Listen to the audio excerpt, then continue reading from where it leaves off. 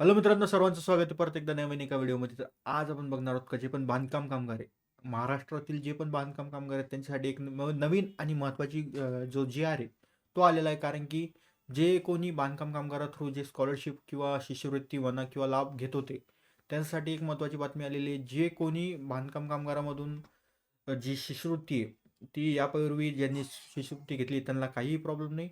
पण आता 1 तारखेला 1 जानेवारी 2026ला एक नवीन जी-आर आलाय. तो मी तुम्हाला दाखवितो, की जो 1 जानेवारी 2026ला जी-आर आलाय त्या जी-आरनुसार जे पण बांधकाम कामगार आहे, बांधकाम कामगारांना जर तुम्ही स्कॉलरशिप घेत असेल, जी 60,000 असो किंवा 5,000 असो किंवा पहिली, दुसरी, ग्रॅज्युएशन, पोस्ट ग्रॅज्युएशन, तर तुम्हाला एक नवीन रूल आलेला आहे, नवीन डॉक्युमेंट आलेलं आहे, की जर तुम्ही कॉलेजमधनं किंवा राज्य सरकार किंवा केंद्र सरकारकडनं कोणतीही दुसरी जर स्कॉलरशिप तुम्ही घेत असाल, तर तुम्हाला जी बांधकाम कामगार आहे, बांधकाम कामगारातर्फे जी स्कॉलरशिप दिली जाते, ती यापुढे दिली जाणार नाही. कारण की 1 जानेवारी 2026ला जो जी-आर आलेला आहे, त्या जी-आरनुसार तुम्ही जर हे बघा, केंद्र सरकार किंवा राज्य सरकार या यामध्ये कोणतीही एक योजना राबवण्यात आलेली आहे आणि त्या योजने थ्रू जर तुम्ही स्कॉलरशिप घेत असाल किंवा महा-डी-बी-टी म्हणा किंवा कोणती पण दुसरी स्कॉलरशिप म्हणा,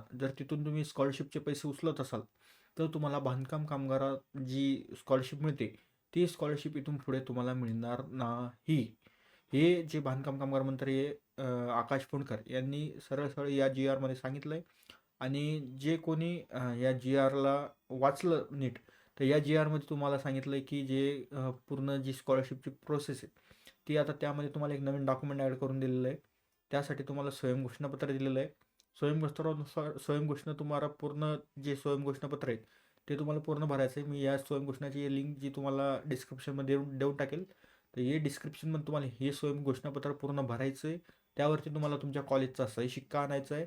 तर ही स्कॉलरशिप आणि जे तुमचं बोनाफाईड किंवा आय डी कार्ड असेल, त्या PDF मध्ये याला जोडायचं आहे. कारण की सध्या तरी जी बांधकाम कामगाराची वेबसाईट आहे, त्यावरती अपडेट नाही झालेलं आहे की स्वयंघोषणापत्र जोडायचं कुठे. जर तुमचा फॉर्म भरलेला असेल, तर त्यांना काही विषय नाही.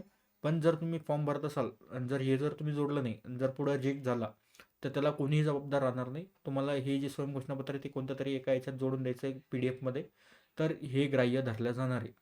जर हा PDF जोडलेला नसेल, तर तुमची जी स्कॉलरशिप आहे ती रद्द होऊ शकते.